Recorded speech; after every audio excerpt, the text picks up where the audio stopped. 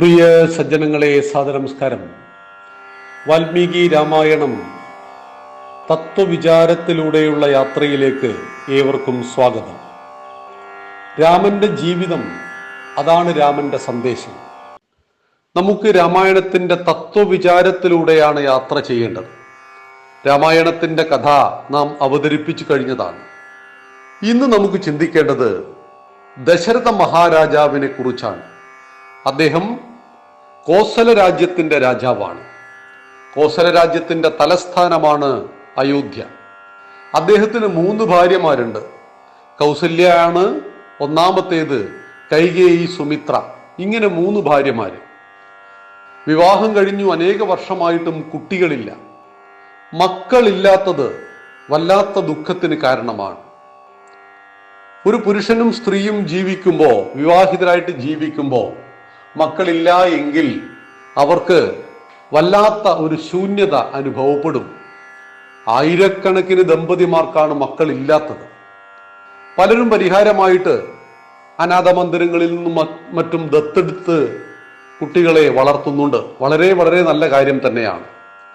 എങ്കിൽ കൂടിയും ഇത് എൻ്റെ കുട്ടിയല്ല, ഞാൻ ജന്മം നൽകിയ കുട്ടിയല്ല എന്ന ബോധം ഇങ്ങനെ ദത്തെടുക്കുമ്പോൾ ഉണ്ടാകാനും പാടില്ല.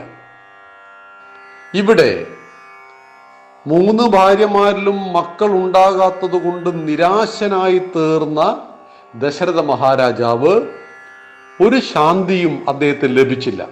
സമ്പത്ത് ഒത്തിരിയുണ്ട്, പരിചാരകന്മാർ ഒത്തിരിയുണ്ട്, അദ്ദേഹത്തെ സേവിക്കുവാൻ 3 ഭാര്യമാരുണ്ട്. അതിലൊന്നും തൃപ്തി വരാതെ അദ്ദേഹത്തിന്റെ മനസ്സ് അശാന്തമായി പോയി. ഇതാണ് മക്കളോടുള്ള വാത്സല്യം കൊണ്ട്, മക്കളെക്കുറിച്ചുള്ള ചിന്ത കൊണ്ട് അതില്ലാത്തവരെ സംബന്ധിച്ച് അത് വളരെ അമൂല്യമായിരിക്കും. എന്നാൽ മക്കളുണ്ട്, ശരിയായ രീതിയിലല്ല വളർത്തിയത് എങ്കിൽ ആ മക്കൾ നമുക്ക് വലിയ ബാധ്യതയുമായി തീരും. ആ മക്കളെ കുറിച്ചോർത്ത് ദുഃഖിക്കുന്ന ധാരാളം അമ്മമാരെ നമുക്ക് കാണാം. എൻ്റെ മകൻ, എൻ്റെ മകൾ ഇങ്ങനെ എന്തേ ആയിപ്പോയി എന്ന് വിലപിക്കുന്ന മാതാപിതാക്കൾ ദൈനംദിന ജീവിതത്തിൽ നമുക്ക് കാണാം. എന്തുകൊണ്ട് ഇങ്ങനെ സംഭവിക്കുന്നു? മക്കളെ ശരിയായി വളർത്തുമ്പോൾ, സംസ്കാര സമ്പന്നരായി വളർത്തുമ്പോൾ അവർ വളർന്നു വരുന്ന രീതിയും, മക്കൾ ഇന്നത്തെ ഭൗതിക വിദ്യാഭ്യാസത്തിലൂടെ വളർന്നു വരുമ്പോൾ അവരിലുണ്ടാവുന്ന അപചയവും നമുക്ക് കാണേണ്ടതാണ്. അതിന് തക്കതായ പരിഹാരവും ചെയ്യേണ്ടതാണ് അതാത് സന്ദർഭങ്ങളിൽ മാതാപിതാക്കൾ. ഇവിടെ വല്ലാത്ത നിരാശ തോന്നിയപ്പോഴാണ് ദശരഥ മഹാരാജാവിനോട് കാട്ടിലേക്ക് പോയിട്ടൊരു നായാട്ടൊക്കെ കഴിഞ്ഞു വരൂ എന്ന് പറയുന്നത്. നായാട്ട് മൃഗങ്ങളെ വേട്ടയാടലാണ്. ഇത് ശരിയാണോ എന്ന് ചോദിച്ചാൽ ഇത് ക്ഷത്രിയന്മാർക്ക് പറഞ്ഞതാണ്. രാജാക്കന്മാർക്ക് നായാട്ട് വിനോദമായിട്ട് ശാസ്ത്രം അനുവദിക്കുന്നുണ്ട്. അങ്ങനെ നായാട്ടിന് പോയ രാജാവ് പകലന്തിയോളം അവിടെ മുഴുവൻ നായാട്ടിന് വേണ്ടി പരിശ്രമിച്ചെങ്കിലും കാര്യമായ മൃഗങ്ങളെ ഒന്നും കൊല്ലുവാൻ അദ്ദേഹത്തിന് കഴിഞ്ഞില്ല. ഒരു പുലി വന്നു. അത് ഗർഭിണിയാണ് എന്ന് മനസ്സിലാക്കിയപ്പോൾ അതിനെ വെറുതെ വിടുകയും ചെയ്തു. രാജാവ് നല്ല തത്വവിചാരമുള്ള മനുഷ്യൻ കൂടിയായിരുന്നു. അങ്ങനെയാണ് ഒരു മരത്തിന്റെ മുകളിൽ താമസിക്കുകയും പുലർകാലത്ത് ആന വെള്ളം കുടിക്കുന്ന ശബ്ദം കേട്ട് ശബ്ദഭേദി ബാണം വശമാക്കിയ രാജാവ് ശബ്ദം കേട്ട വശത്തേക്ക് അസ്ത്രമയക്കുന്നു. ആന വെള്ളം കുടിക്കുന്നതാണെന്ന് തെറ്റിദ്ധരിച്ചുകൊണ്ട് അസ്ത്രമെയ്ത രാജാവ് പെട്ടെന്നറിയുകയാണ് അയ്യോ എന്ന ആർത്തനാദം, ഒരു മനുഷ്യന്റെ നിലവിളി. അതൊരു മുനികുമാരന്റെ നെഞ്ചിൽ പോയി തറച്ചു. ഇവിടെയാണ് നമുക്ക് കിട്ടുന്ന പാഠം.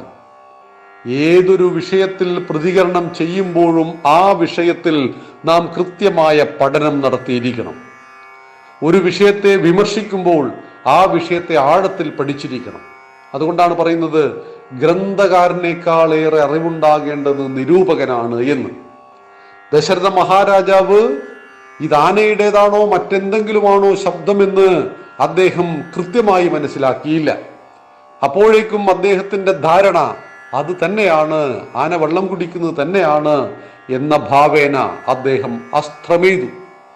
ഈ അസ്ത്രം മുനികുമാരന്റെ നെഞ്ചിൽ ചെന്ന് തറയ്ക്കുകയും അയ്യോ അമ്മേ അച്ഛ എന്ന ആർത്തനാദം ഉണ്ടാവുകയും രാജാവ് ഓടി അവിടെ എത്തുമ്പോ നെഞ്ചിലാഞ്ഞ് തറച്ച അമ്പുമായിട്ട് പിടയുന്നൊരു മുനികുമാരനെ കാണുന്നു.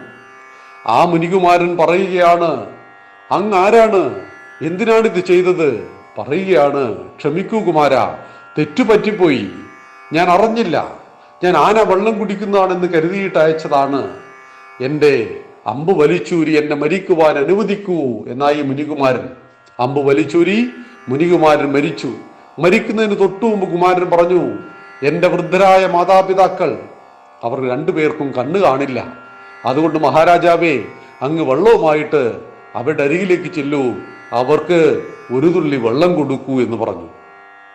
രാജാവ് കുറ്റബോധത്തോടെ ഹൃദയം നീറുന്ന വേദനയുമായി ഒരു കുടം നിറയെ വെള്ളവുമായിട്ട് ആ താപസ ദമ്പതിമാർക്കരികിലേക്ക് എത്തുന്നു. അവിടെ വെച്ച് തൻ്റെ വെള്ളമെടുക്കുവാൻ പോയ മകനെ കാത്തിരിക്കുന്ന പാവപ്പെട്ട ദമ്പതിമാർ ശബ്ദം കേട്ട് പറയുകയാണ്, ഉണ്ണി, ഇത്രയും നേരം എവിടെയായിരുന്നു? മറുപടിയില്ല.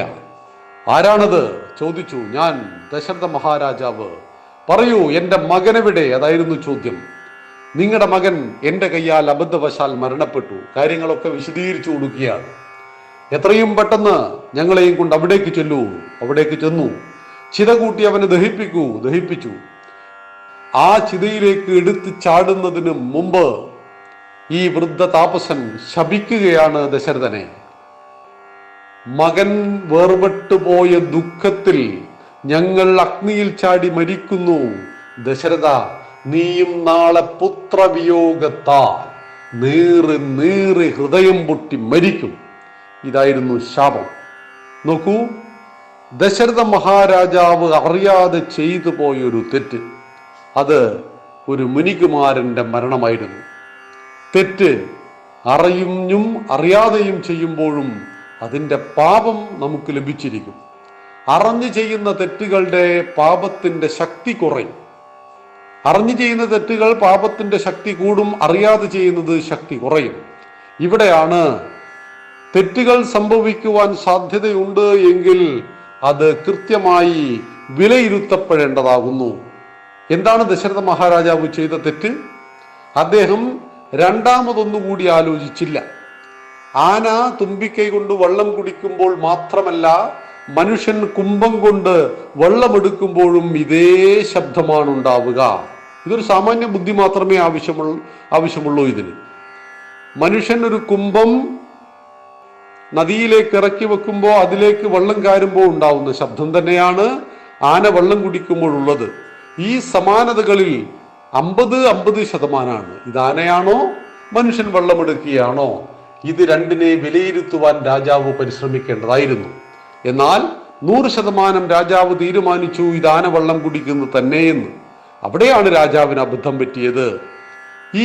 ഈ ദിവസത്തെ തത്വവിചാരത്തിൽ നമുക്ക് ചിന്തിക്കേണ്ടത്, ഏതൊരു വിഷയത്തിൽ ഇടപെടുമ്പോഴും അതിൽ ശുദ്ധതയെ കൈവന്നതിനു ശേഷം മാത്രം പ്രയോഗം നടത്തുക. ജയ് ശ്രീറാം.